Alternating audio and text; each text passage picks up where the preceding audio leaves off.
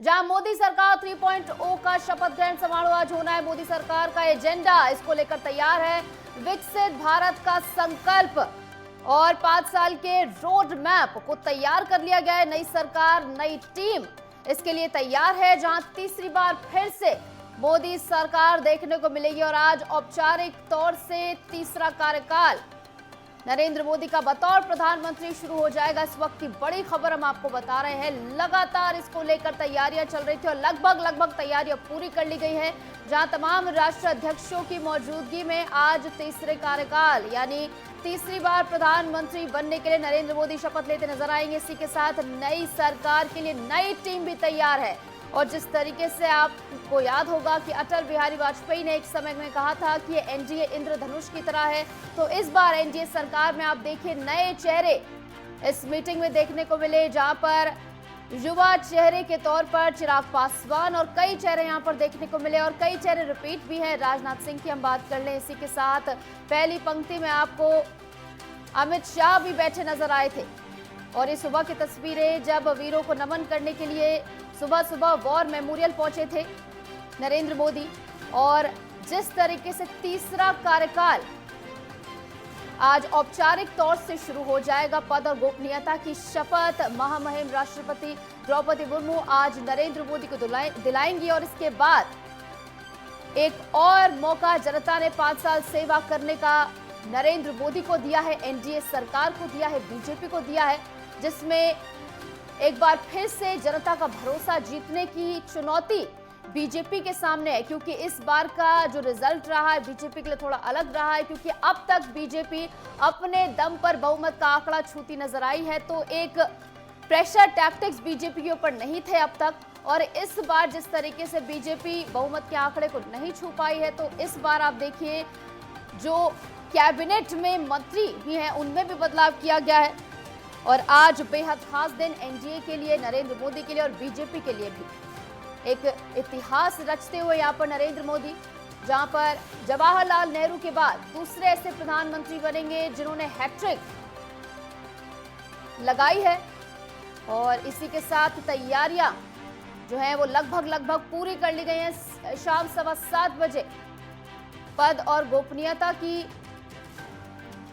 शपथ ग्रहण करेंगे महामहिम राष्ट्रपति द्रौपदी मुर्मू, उन्हें शपथ दिलाएंगी। इसी के साथ अब आने वाले 5 साल के लिए भी बीजेपी तैयार है, एनडीए तैयार है, जहां विकसित भारत का संकल्प लिए 5 साल का रोड मैप भी तैयार कर लिया गया है। मोदी सरकार का एजेंडा तैयार है, विकसित भारत का संकल्प है। जिस तरीके से नरेंद्र मोदी हर मंच से इस बात का उद्घोष करते नजर आते हैं कि 2047 तक भारत को एक विकासशील देश से एक विकसित देश बनाना है, डेवलपिंग से डेवलप्ड कंट्री भारत को बनाना है। इसी एजेंडे के साथ बीजेपी आगे बढ़ते हुए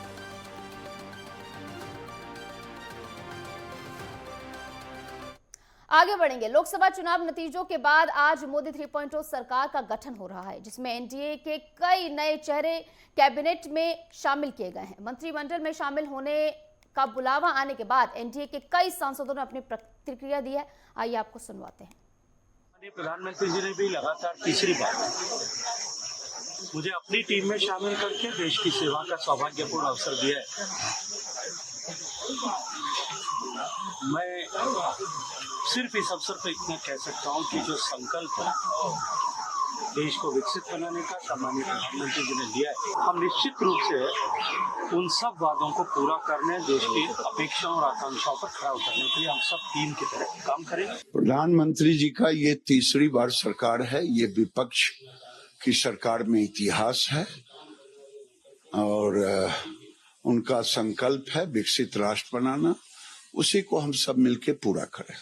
19 के बाद भी माननीय प्रधानमंत्री जी के मार्गदर्शन में भी काम करने का अवसर मिला है और आगे मुझे जो भी जिम्मेदारी मिल रही है उसका मैं पूर्ण रूप से अपने रात दिन मेहनत करके जो भी मुझे वर्क दिया जाएगा उस काम को रखूं। माननीय नरेंद्र मोदी जी ने मुझे उनके मंत्रिमंडल में मौका दिया है, इसीलिए मैं उनका आभार व्यक्त करता हूं। देश की जनता में, दलित जनता में बहुत बड़ा उत्साह है और मुझे बहुत बड़ी खुशी है कि कुछ लोगों को आ रही होगी हंसी, लेकिन मुझे बहुत बड़ी खुशी है और इसीलिए मैं जो भी मुझे जिम्मेदारी दी जाएगी वो मैं निभाने का काम करता रहूंगा। बहुत खुशी हुई है कॉल आने के बाद कि इतने कम उम्र में एक केंद्र मंत्री बनने का मौका मिला है, तो I am very very happy about it. ये कभी सोचा नहीं था कि इतने कम उम्र में ये मौका मिलेगा, पर उम्र कम है पर अभी 10 साल का एक्सपीरियंस हो गया मेरे को पार्लियामेंट में, तो इसके वजह से ही शायद होगा कि विश्वास मेरे ऊपर ये रखा हुआ है, तो वो एक्सपीरियंस को यूटिलाइज करूंगा और देश के युवताओं को भी इंस्पायर करने की मैं कोशिश करूंगा। मैं अपने को भाग्यशाली मानता हूं कि भारत के प्रधानमंत्री श्री नरेंद्र मोदी जी ने और बिहार सरकार के मुख्यमंत्री श्री नीतीश कुमार जी ने मेरे जैसे छोटे आदमी पर भरोसा जताया। मैं उस भरोसे पर पानी फेरने का काम नहीं करूंगा और उनके कामों को आगे बढ़ाने का काम करूंगा, उनके हाथों को मजबूत करने का काम करूंगा। तो लगातार राजधानी दिल्ली में हलचल तेज है। इस बीच आपको सीधा ले चलेंगे राष्ट्रपति भवन, जहां पर क्या कुछ हलचल है वो हम आपको दिखाएंगे। जिस तरीके से लगातार तैयारियां पुरजोर तरीके से चल रही थी आज सुबह से और लगभग सभी तैयारियां पूरी कर ली गई। तस्वीरें हम आपको दिखा रहे हैं जहां पर शपथ ग्रहण समारोह आज होना है। तमाम राष्ट्राध्यक्षों को इसमें बुलाया गया है और बेहद खास इस बार का ये शपथ ग्रहण समारोह होने वाला है, क्योंकि कई मायनों में ये खास है। इस बार सेंट्रल विस्टा प्रोजेक्ट के सभी मजदूरों को इसमें आने का न्योता दिया गया, यानी सभी मजदूर जिन्होंने संसद बनाने में अपना योगदान दिया वो सभी इस शपथ ग्रहण समारोह में मौजूद रहेंगे। इसी के साथ ट्रांसजेंडर्स को बुलाया गया है, धार्मिक गुरुओं को बुलाया गया है और तमाम राष्ट्राध्यक्ष तो मौजूद रहेंगे ही। तो नेबर फर्स्ट नीति को पहले रखते हुए यहाँ पर तमाम राष्ट्राध्यक्षों को इनवाइट किया गया है। आपको बता दें कि तस्वीरें हमने आपको दिखाई थी कि किस तरीके से श्रीलंका के राष्ट्रपति सुबह सुबह पहुंचे थे और उसके बाद लगातार ये सिलसिला जारी रहा, जहां पर मालदीव के राष्ट्रपति मोहम्मद मुइज्जू को बुलाया गया था, सेशल्स के उपराष्ट्रपति अहमद अफीक को बुलाया गया था, बांग्लादेश की प्रधानमंत्री शेख हसीना को इस शपथ ग्रहण समारोह में बुलाया गया था। इसी के साथ आपने मीटिंग भी देखी जिसमें तमाम चेहरे आपको नजर आए, कुछ पुराने चेहरे शामिल थे, कुछ नए चेहरे भी आपने देखे, जहां पर इस बार बीजेपी और एनडीए की ओर से कैबिनेट में एक बैलेंस देखने को मिला है, जहां पर युवा चेहरों से लेकर तमाम वो अनुभवी चेहरे शामिल थे जो कि पिछली बार भी थे और उनके अनुभव को देखते हुए इस बार भी उन्हें शामिल किया गया। जिस तरीके से राजनाथ सिंह आपको नजर आए होंगे पहली पंक्ति में, अमित शाह आपको नजर आ रहे हैं, मनोहर लाल आपको नजर आए, निर्मला सीतारमण आपको नजर आ रही हैं, शिवराज सिंह चौहान जिन्होंने भारी मतों से इस बार जीत हासिल की है, 8 लाख से ज्यादा के अंतर से उन्होंने जीत हासिल की है। बड़ी जीत हासिल करने के बाद जिस तरीके से उन्हें सीएम का पद नहीं दिया गया था, उसके बाद कयास यही थे कि उन्हें राज्य की राजनीति से केंद्र की राजनीति में शिफ्ट किया जा सकता है। और अब देखना होगा, सबकी नजरें फिलहाल इसी बात पे टिकी हुई हैं कि आखिर किसको कौन सा मंत्रालय दिया जाएगा। फिलहाल खबर यह है कि CSS मंत्रालय, यानी जो कि सबसे मेन मंत्रालय होते हैं, बात कर ले गृह मंत्रालय की, और ये जो तमाम मंत्रालय हैं CSS वाले वो बीजेपी अपने पास ही रखने वाली, रक्षा मंत्रालय की हम बात कर ले, गृह मंत्रालय, ये तमाम मंत्रालय बीजेपी अपने पास ही रखने वाले। 2014-2019 में आपने देखा ये सभी मंत्रालय CSS वाले बीजेपी के पास थे और बीजेपी ने इस बार भी ये साफ कर दिया है कि बीजेपी इन मंत्रालयों में कोई भी समझौता नहीं करने वाली है। जो सबसे मेन 4 मंत्रालय होते हैं, गृह मंत्रालय, रक्षा मंत्रालय, वित्त और विदेश मंत्रालय, ये चारों मंत्रालय इस बार भी बीजेपी के पास रहने वाले हैं। और खबर फिलहाल अंदर खाने से आ रही है कि 12 जो पद हैं वो सहयोगियों को भी दिए जाएंगे। अब देखना होगा, सबकी नजरें फिलहाल ये यहीं पर टिकी हुई है कि कौन सा मंत्रालय आखिर किसको दिया जाएगा।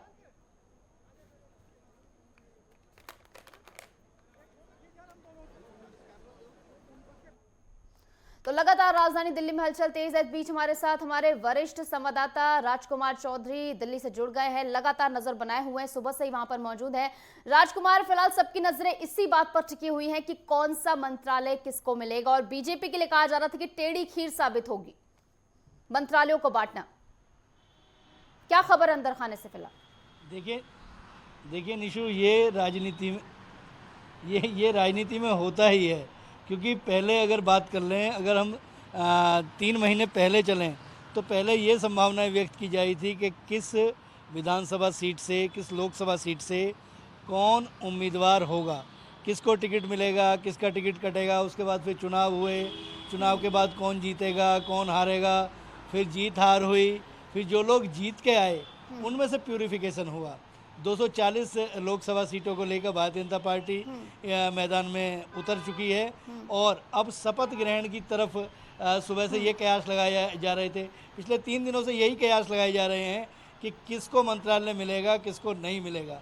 और आज सुबह इससे भी पर्दा हटा जब प्रधानमंत्री नरेंद्र मोदी के घर से एक छोटी सी 30 सेकंड की क्लिप, वीडियो क्लिप निकली और उसमें तकरीबन 57 जो मंत्री हैं, जो 57 नेता हैं वो बैठे हुए दिखे, जो संभावित मंत्री हैं उनमें 20 जो मंत्री हैं वो पहले जो कार्यकाल है, जो पिछला जो टर्म था उसमें मंत्री रहे हैं, उनको अनुभव है और उनकी परफॉर्मेंस को देखते हुए उन्हें रिपीट किया जा रहा है। उसके अलावा बाकी और जो 27 नए लोग जो उसमें शामिल किए गए हैं उनमें ज़रूर कुछ नए होंगे, कुछ युवा होंगे और कौन क्या करेगा, किस तरीके से क्या परफॉर्मेंस रहेगी। सबसे पहले आज 7:15 बजे के आसपास प्रधानमंत्री नरेंद्र मोदी सबसे पहले शपथ लेंगे, उसके बाद कैबिनेट के जो मंत्री हैं उनको शपथ दिलाई जाएगी, उसके बाद जो स्वतंत्र प्रभार के मंत्री होंगे उनको शपथ दिलवाई जाएगी और उसके बाद जो राज्य मंत्री होंगे उनको शपथ दिलवाई जाएगी। ये शपथ ग्रहण का तकरीबन 57 लोगों का शपथ ग्रहण है और इस शपथ ग्रहण में अगर अमूमन हम बात कर लें तो 2.5 घंटे के आसपास का समय जो है वो कहीं ना कहीं लगता हुआ नजर आएगा। अगर 7:15 बजे से भी हम शुरू कर लेते हैं 2.5 घंटे का, तो तकरीबन अगले 3 घंटे में तकरीबन 10 बजे के आसपास ये शपथ ग्रहण समारोह समाप्त होगा, ख़त्म होगा।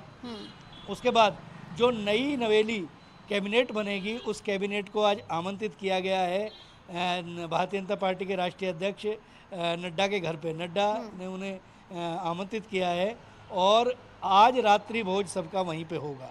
उसके बाद तमाम तरह के जो कयास हैं उन कयासों से पर्दा उठता हुआ नज़र आएगा और कल सुबह से, सोमवार की जो सुबह है वो सुबह एक नया सवेरा लेके आएगी और किसको क्या पोर्टफोलियो आवंटित किया जाएगा ये आज पूरे रात में पीएमओ के जो अधिकारी हैं वो सब काम करेंगे। हालांकि प्रधानमंत्री नरेंद्र मोदी के बिल्कुल दिमाग में, उनके अनकॉन्शियस माइंड में ये सब कुछ है कि किसको क्या मंत्रालय देना है। बाकी 20 जो पुराने मंत्री रहे हैं उनमें से कई लोगों की पदोन्नति हो सकती है। जहाँ तक बात करें हम 4 बहुत महत्वपूर्ण मंत्रालयों की, गृह मंत्रालय, रक्षा मंत्रालय, वित्त और विदेश मंत्रालय। विदेश मंत्रालय का बहुत अच्छा, जयशंकर का बहुत अच्छी परफॉर्मेंस रही।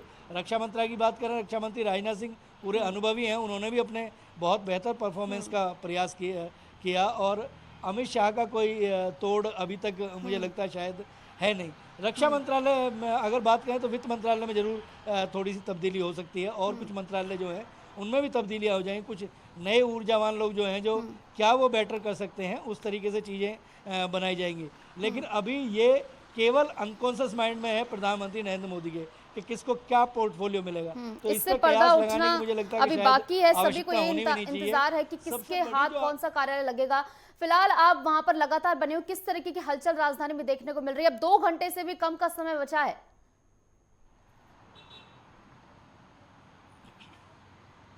देखिए निशु, मैं अपने कैमरा पर्सन को कहूँगा कि एक बार आपको दिखाएं। मैं इस समय इंडिया गेट के पास मौजूद हूँ और किसी भी तरीके से राष्ट्रपति भवन की तरफ जाने वाले जो रास्ते हैं उनको पूरे तरीके से सीज कर दिया गया है और ये रास्ते डाइवर्ट कर दिए गए हैं ताकि जो लोग, आम लोग हैं उनको, क्योंकि दिल्ली पिछले 24 घंटे से हाई अलर्ट पे है और डाइवर्जन इसलिए किया गया है ताकि लोगों को किसी तरीके से परेशानी ना हो।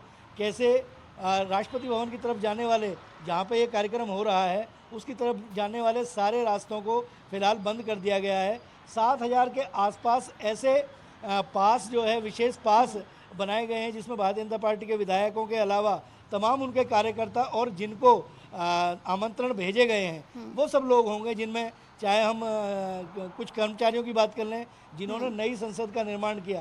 क्योंकि अगर अतीत के पन्नों को पलटते हैं तो जिस समय नई संसद का निर्माण किया गया था उस समय प्रधानमंत्री नरेंद्र मोदी ने उन सबका इस्तकबाल भी किया था, उन सबका स्वागत भी किया था, अभिनंदन भी किया था। तो स्वाभाविक तौर पर ये जो मजदूर हैं, जो श्रमिक हैं, ये अपना पसीना बहाते हैं तभी हमारी बड़ी बड़ी इमारतें हैं, बड़ी बड़ी जो इमारतें हैं वो खड़ी हो पाती हैं। इन बातों को बहुत ध्यान में रखा गया है और तमाम जो अलग अलग फील्ड के, जो अलग अलग अपने क्षेत्रों में बेहतर काम करने वाले लोग हैं उनको भी विशेष आमंत्रण भेजे गए हैं। 7 राष्ट्रों के राष्ट्राध्यक्ष इसमें गवाह बनेंगे और प्रधानमंत्री नरेंद्र मोदी का जो काफिला है वो तकरीबन 7 बजे के आसपास उनके आवास से निकलेगा और निकलने के बाद वो भारी सुरक्षा व्यवस्था के बीच राष्ट्रपति भवन पहुंचेंगे। तमाम मंत्रियों को भी अलग बैठाने की उनकी व्यवस्था की गई है, सिटिंग उनकी की जा रही है ताकि मंत्रियों को किस तरीके की कोई परेशानी हो। अधिकारी उसमें लगे हुए हैं और 5000 से ज़्यादा सुरक्षा कर्मियों को इसके आसपास लगाया गया है। नो फ्लाई जोन इस समय ऊपर जो इंडिया गेट और राष्ट्रपति भवन के ऊपर से किसी भी तरह की फ्लाई कोई भी जो है वो एयरपोर्ट चाहे हम हवाई जहाज़ की बात कर लें और तमाम तरह की जो प्रतिबंध हैं वो सब लगाए गए हैं ताकि सुरक्षा के व्यापक इंतजाम किए जाएं। एक विशेष कंट्रोल रूम दिल्ली पुलिस के द्वारा बनाया गया है जिसमें यहाँ के कमिश्नर जो हैं वो लगातार नज़र रखे हुए हैं। किसी भी तरीके की कोई दिक्कत परेशानी नहीं होनी चाहिए, इस बात को लेकर तमाम जगह से रूट डाइवर्ट कर दिए गए हैं। इसी बीच एक सूचना ये जरूर आ रही है कि महाराष्ट्र में शरद पवार के जो भतीजे हैं अजीत पवार, उनके जो 2 मंत्री हैं, दो सांसद हैं, वो मंत्री बनना चाहते हैं। उनको लेकर जरूर कुछ खटपट की सूचनाएं आई हैं, लेकिन अभी तक इसकी कोई आधिकारिक पुष्टि नहीं हुई है। गठबंधन की सरकार है, इस तरीके के कई बार शगुफे जो है छोड़े जाते हैं।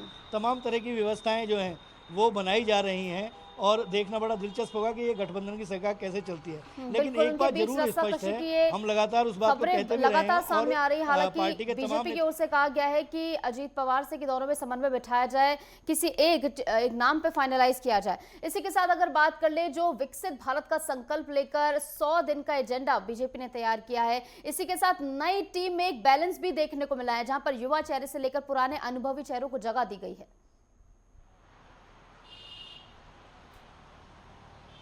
देखिए निशु, अगर आज वो जो 30 सेकंड का जो वीडियो है जिसमें प्रधानमंत्री नरेंद्र मोदी अपने जो संभावित मंत्री हैं उनसे जो बात कर रहे हैं, उसमें यदि उनके बॉडी लैंग्वेज को अगर बात करने के जो तरीका है, उनका लहजा जो है, उसको अगर आप देखेंगे तो एक अध्यापक की तरह जिस तरीके से हम क्लास में बैठ कर कभी पढ़ा करते थे, उस तरीके से सारे लोग अनुशासित तरीके से सुन रहे हैं। क्योंकि प्रधानमंत्री नरेंद्र मोदी के पास बहुत लंबा अनुभव है और उन्होंने पिछले 10 वर्षों में जिस तरीके से देश को एक नई ऊंचाइयों तक ले जाने का प्रयास किया है, उनकी मंशा बिल्कुल स्पष्ट तौर पर है कि ये जो गति है, ये गति रुकनी नहीं चाहिए।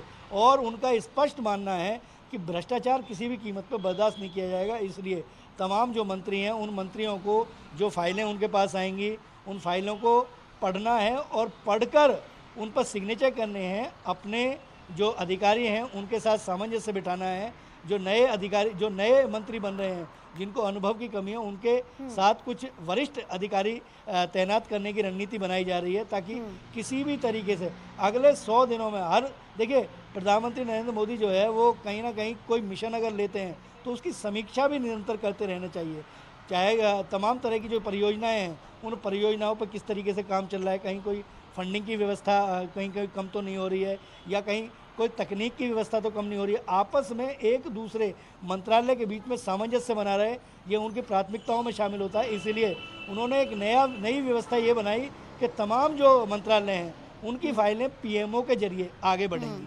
क्योंकि प्रधानमंत्री ऑफिस जो है, जब जवाबदेही उनकी बनती है तो प्रधानमंत्री ऑफिस में ये पता होना चाहिए कि किस मंत्रालय में क्या परियोजना कहाँ तक पहुँची है, कहीं उसमें कोई दिक्कत या परेशानी तो नहीं है। या प्रधानमंत्री अगर उसमें समीक्षा करना चाहें, पूछना चाहें, तो मंत्री बता सकें, वो अपडेट हो सके। उनका बिल्कुल स्पष्ट तौर पर ये मानना है कि 24 घंटे आपकी टेबल पर अगर फाइल रखी हुई है तो इसका मतलब आप काम नहीं कर रहे हैं। तो जो भी काम करना है आपको बहुत तेज़ी से काम करना है।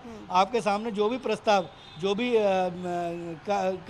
कार्य योजना लाई जाए, उस पर आपको मंथन, चिंतन, मनन करके अपने विवेक का इस्तेमाल करके क्या बेहतर हो सकता है, जो राष्ट्र के लिए बेहतर है, जो अंतिम पायदान पर खड़े हुए व्यक्ति के लिए बेहतर है, उन योजनाओं को आगे बढ़ाना है। प्रधानमंत्री नरेंद्र मोदी ने बिल्कुल स्पष्ट तौर पर निशु आज ये स्पष्ट कर दिया कि जिस गति से सरकार चलती रही है उसी गति से सरकार निरंतर चलती रहेगी।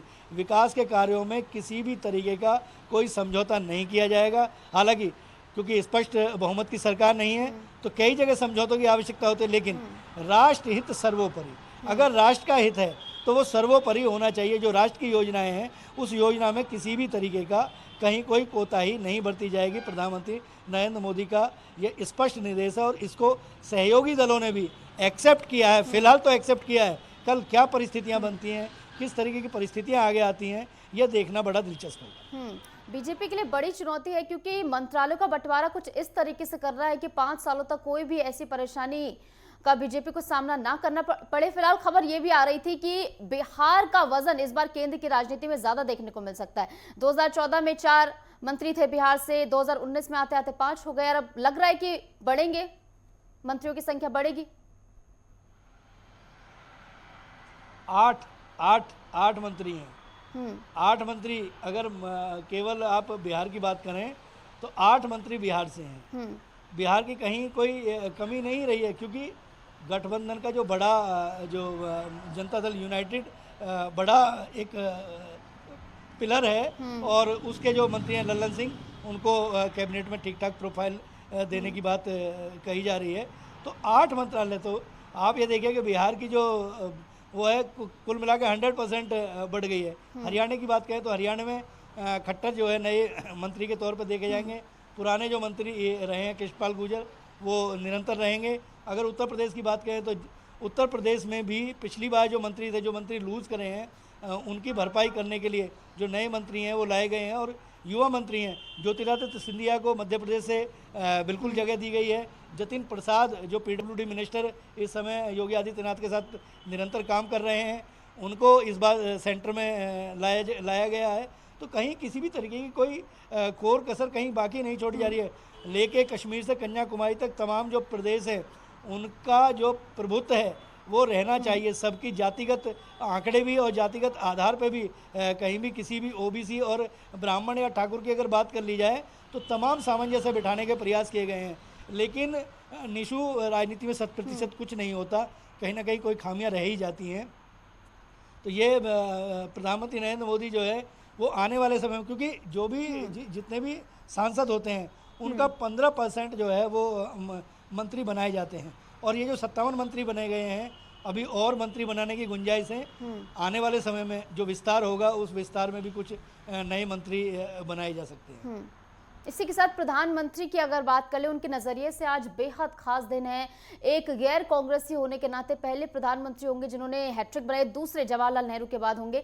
इसी के साथ अगर उनके राजनीतिक सफर की बात करें तो एक समय में संघ के पोस्टर चिपकाया करते थे, वो खुद ये बात बताते हैं। और वहां से लेकर आज तक का ये सफर, इस पर कोई कितने भी सवाल खड़े लेकिन ये भारतीय राजनीति का वो अध्याय है शायद जो आने वाली पीढ़ियों के लिए एक शिक्षा भी बनेगा कि एक जिस तरीके से कांग्रेस का वर्चस्व रहा है उसको नकारते हुए यहाँ पर एक गैर कांग्रेसी होने के नाते वो हैट्रिक लगा रहे हैं।